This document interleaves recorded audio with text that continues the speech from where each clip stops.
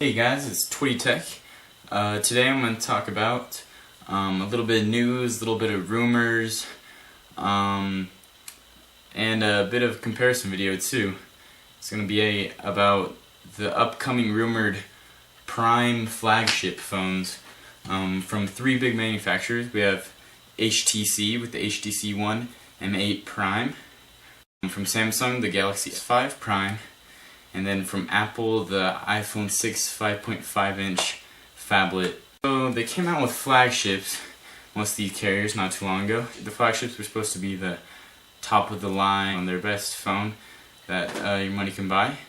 But I guess that wasn't enough for them, so now they want to step it up with phones with better build quality and phones with higher resolution displays that are also bigger. All the Prime phones are said to be over 5-inch displays.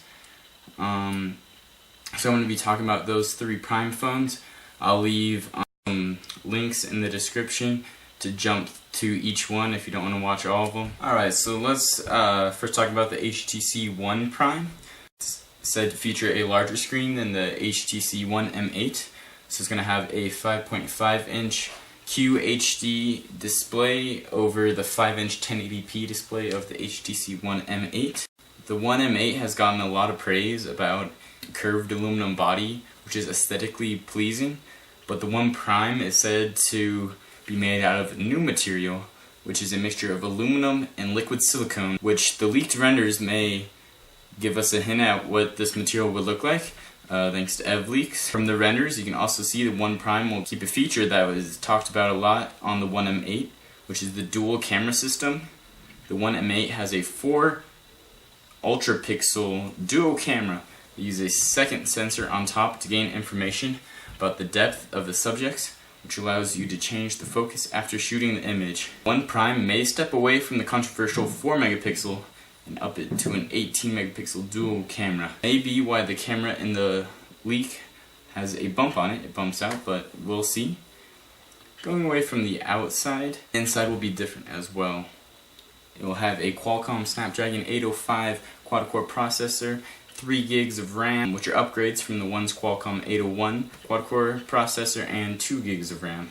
The release date of the One Prime was said to be anywhere from late June to October, but new reports say that the project has possibly put on ice, so we'll have to see what happens to that. Alright, next up we have yet another rumored Prime flagship from a huge manufacturer of Android smartphones and tablets, and that is going to be from Samsung. There have been reports that they will release a Prime version of the Galaxy S5. We don't really know the name yet. There's been a couple thrown around. There's been the Samsung Galaxy Alpha and the Samsung Galaxy F. It's unknown for sure yet. Maybe you'll use both for different countries. I guess we'll just have to wait and see. Two of the major differences of the S Prime are the build material and screen resolution. The complaint by many is that the Galaxy flagships have had plastic backings. They may feel alright in hand. They make it look cheaper compared to other flagship models from, say, HTC or Apple or LG that have an aluminum backing that looks way nicer. And the aluminum backing may come in a few different colors, like a gold, a silver, black. We're not sure yet. That's just what we've heard. Unlike the HTC One Prime or the iPhone Air, the Galaxy S5 Prime is said to not have a huge bump in screen size, so it won't have a 5.5-inch screen like the other Primes. It is said to actually have a slightly larger 4.2 or 4.3-inch screen, which is a slight bump from the 5.1-inch screen of the Galaxy S5. And this 5.2 to 5.3-inch screen is supposed to have a QHD display, which is a new trend after the LG G3 came out with its QHD display. And the camera, from what I've heard, it will have the same 16 megapixel rear camera as the S5, as well as the heart rate monitor and the fingerprint scanner. but the internal specs will look a lot like the HTC One M8 Prime with the Qualcomm Snapdragon 805 quad-core processor and 3 gigs of RAM. And from what I've heard, it's rumored to be released around sometime later this month in June, possibly, but I guess we'll have to wait and find out. And now on to the non-Android Prime device. We're going to talk about Apple's iPhone here.